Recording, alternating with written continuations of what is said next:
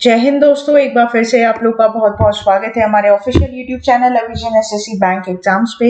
मैं हूं आप लोग के साथ उर्वशी सिंह जी और आज का जो हमारा टॉपिक ऑफ डिस्कशन दोस्तों रहने वाला है वो रहने वाला है top 10 current affairs based on 17th of March 2022। आशा करते हैं कि आप लोग सब लोग घरों में बिल्कुल अच्छे होंगे, सुरक्षित होंगे। सेशन को स्टार्ट करने से पहले दोस्तों मेरी आप लोगों से एक छोटी सी रिक्वेस्ट रहेगी कि जो भी हमारे चैनल पर नया जुड़ा है या फिर इन वीडियोस को पहली बार देख रहा है, make sure that you hit the subscribe button. Also don't forget to press the bell icon. Also share this video with your friends as well. तो चलिए फिर दोस्तों स्टार्ट करते हैं आज के हमारे सेशन का पहला क्वेश्चन आपके और मेरे साथ हमारी स्क्रीन पर दोस्तों ये रहा। Indian railways has recently commissioned the first Gati Shakti multi modal cargo terminal eight which of its division. तो दोस्तों यहाँ पर इंडियन रेलवेज ने पहली बार कमीशन किया है गति Shakti multi modal cargo terminal को। आपको बताना है कि ये कौन से डिवीजन में यहाँ पर लागू किया गया है, कमीशन किया गया है। ठीक है, तो ऑप्शंस आप लोगों के पास है रायपुर, प्रयागराज, आसनसोल, विजयवाड़ा। या the correct option will be option number C, that is Asansol. ठीक है, तो करेक्ट ऑप्शन जो हो जाएगा वो क्या हो जाएगा आपका आसनसोल। पढ़ लेते हैं इसके बारे में। इंडियन रेलवेज फर्स्ट गति शक्ति cargo terminal commissioned in Asansol division of eastern railways, right. तो पूरी बात हम यहाँ पर करेंगे। तो सबसे पहले तो इंडियन रेलवे ने इसको कमीशन किया है कहाँ पे, आसनसोल में, जो कि ईस्टर्न रेलवे का पार्ट है। ठीक है, और ये हुआ है दोस्तों गति Shakti multi modal cargo terminal के वो एक प्रोग्राम में। ठीक है, तो ये जो प्रोग्राम है पीएम गति शक्ति का रहेगा, ये बात आप एक पहला पॉइंट ध्यान रखेंगे। This private siding of Maithon power of limited was commission by Asansol division in Thapar Nagar in Jharkhand. This is the first Gati Shakti multi modal cargo terminal which is commission by Indian railways since the launch of GCT policy in 2021 December, right. तो पहली बार इस GCT commission किया गया है Indian railways के द्वारा। और कहाँ किया गया है, तो ये आसनसोल झारखंड में दोस्तों थापर नगर डिवीजन में किया गया है। ठीक है, the commissioning of this terminal will enhance the earnings of the Indian railway around 11 crore per month. ठीक है, तो इस टर्मिनल से दोस्तों 11 करोड़ हर महीने एक्स्ट्रा यहाँ पर एडिशनल रेवेन्यू जनरेट करने की बात की गई है इंडियन रेलवेज के द्वारा। ठीक है, Indian railways will set up around 500 multi modal cargo terminals under the PM Gati Shakti program within 4 to 5 years in line with PM Narendra Modi vision of Gati Shakti and the Railway Ministry of Policy regarding GCT। ठीक है, तो ये ध्यान रखना आप लोग, ये आप लोगों के एग्जाम के लिए यहाँ पर इंपॉर्टेंट रह सकता है। नेक्स्ट चलते हैं क्वेश्चन नंबर 2 के ऊपर। The book title role of labour in India's development comprise 12 articles on the contribution of labour in India's development journey. The book has been compiled by.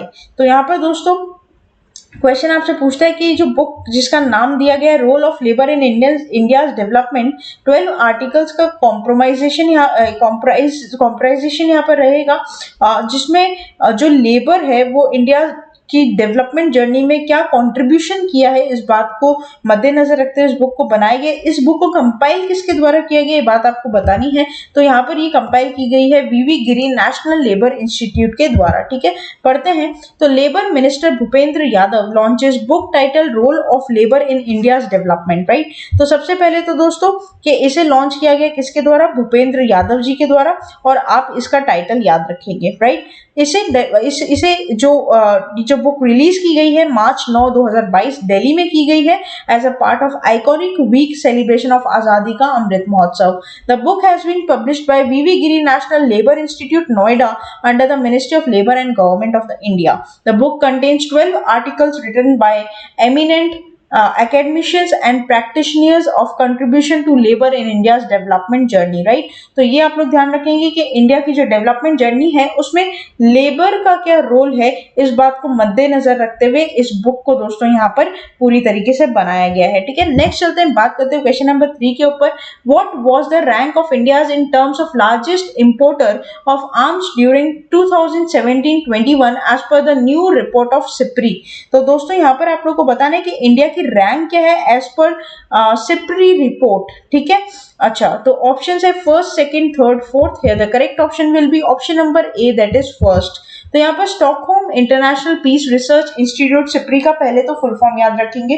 तो यहाँ पर सिप्री के जो लेटेस्ट रिपोर्ट है उसके द्वारा दोस्तों यहाँ पर इंडिया जो है वो लार्जेस्ट इंपोर्टर है आर्म्स का for the year 17 to 21, right. Both the countries, ठीक है, जो Saudi Arabia India, both the countries are the largest importers, accounted to 11% of the global arms sale and the report placed India at the top of the list, right. तो SIPRI के according जो सबसे बड़ा देश है, जो सबसे अव्वल नंबर पर आता है कि 2017 और 21 के बीच में सबसे ज्यादा आर्म्स जिसने इंपोर्ट किए हैं वो हमारा भारत रहेगा, और साथ ही साथ सऊदी अरेबिया का नाम यहाँ पर आता है। Largest arms exporters USA with 39% share, retained standing the world's largest arms exporters during 2017-21. Now the thing is that importer कौन होगा, इंडिया हो जाएगा, और एक्सपोर्टर में कौन हो जाएगा, यूएसए, ठीक है, 39%।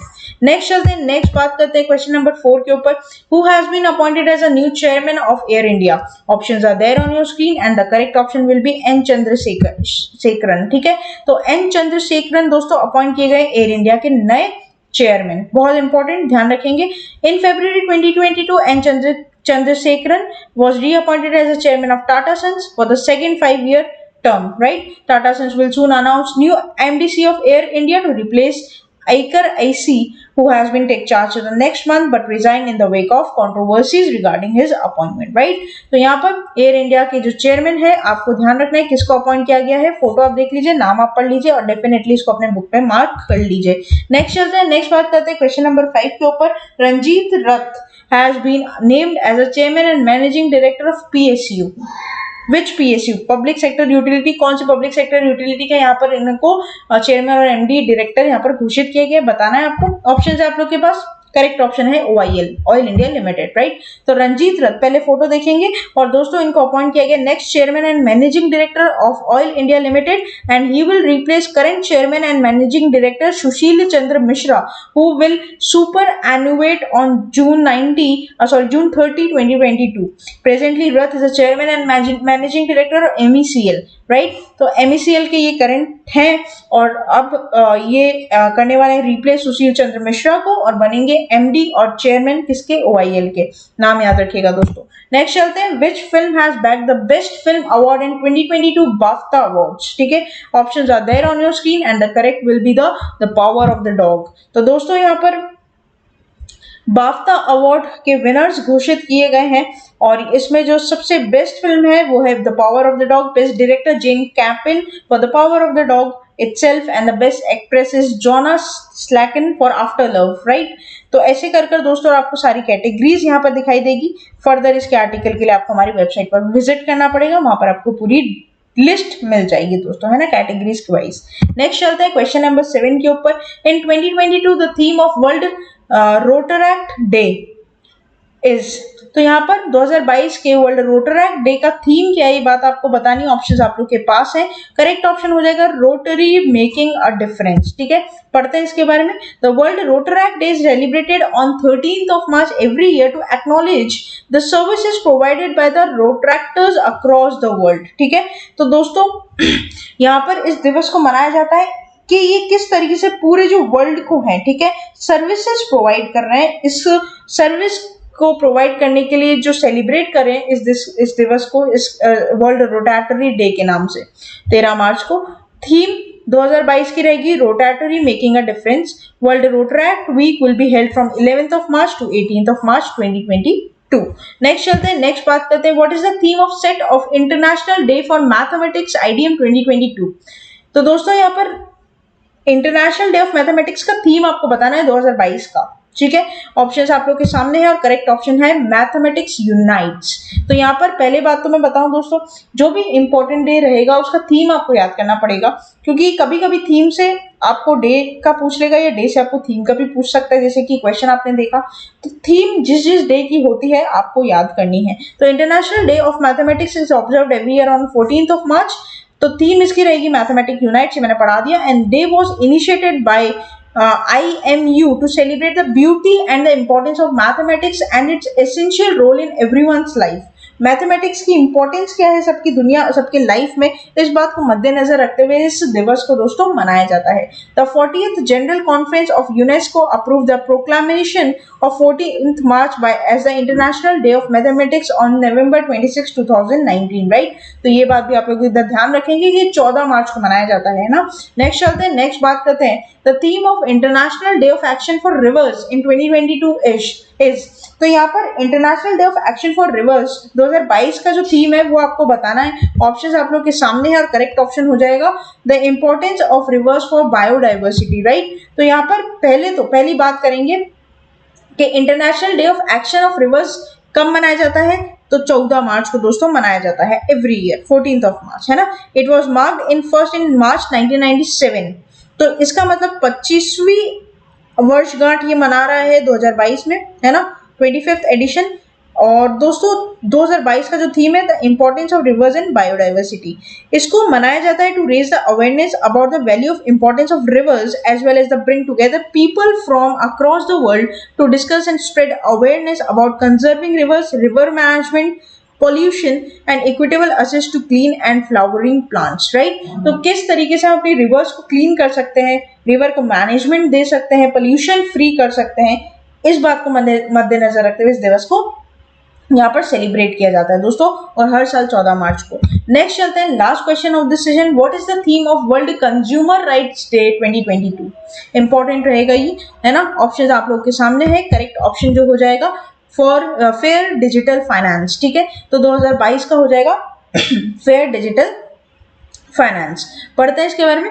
World consumer rights day celebrated on March 15 every year, हर साल 15 मार्च को मनाया जाता है to raise global awareness about consumer rights and needs and protect consumers across the globe against market abuses, ठीक है। डिमांड और सप्लाई को दोस्तों अच्छे से पढ़कर किस तरीके से प्राइस मेंटेन होता है, किसी भी तरीके से कंज्यूमर का अब्यूजमेंट ना हो, मतलब कंज्यूमर से ठगबाजी ना हो, इस बात को मद्देनजर रखते हुए इस दिवस को मनाया जाता है वर्ल्ड कंज्यूमर राइट्स डे 15 मार्च। थीम दी गई है, याद हमें रखनी पड़ेगी, फेयर डिजिटल फाइनेंस, ठीक है।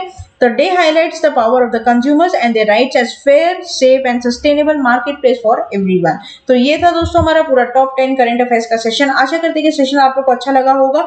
अच्छा लगा है तो लाइक करना मत भूलिएगा, चैनल को तुरंत ही सब्सक्राइब कर लीजिए और साथ ही साथ बेल आइकन को जरूर प्रेस कर दीजिएगा ताकि जब भी नई वीडियो में डालूं सबसे पहले नोटिफिकेशन आप लोग के पास आ जाए। तब तक के लिए बने रहिए हमारे साथ। Thank you so much and have a nice day.